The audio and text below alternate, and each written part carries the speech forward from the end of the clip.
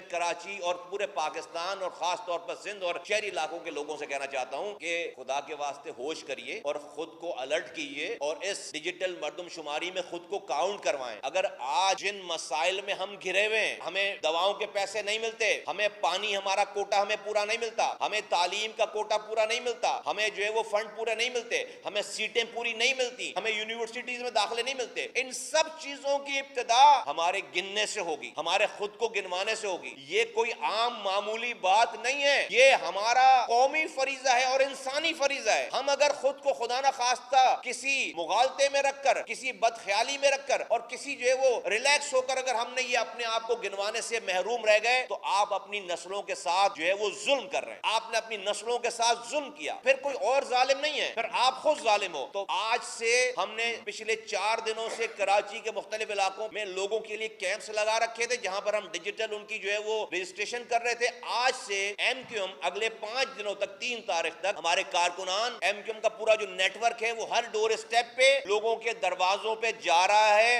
اور وہ جا کر لوگوں سے اس مردم شماری شروع ہونے سے پہلے ہماری مردم شماری ہو چکی ہوگی, ہمارے پاس ڈیٹا سارا آ چکا ہوگا اور ہم ان کو گائیڈ کر چکے ہوں گے. تو میں لوگوں سے کہتا ہوں, تمام سندھ بھر کے لوگوں سے کہتا ہوں, پاکستان بھر کے لوگوں سے کہتا ہوں, جہاں جہاں خاص طور پر کراچی, حیدرآباد, میر بخار, سکر کے لوگوں سے کہتا ہوں کہ جہاں جہاں ہمارے کارکنان آ رہے ہیں ڈور اسٹیپس پر, آپ خدا کے واسطے ان سے تعاون کریں اور خود کو گنوائیں.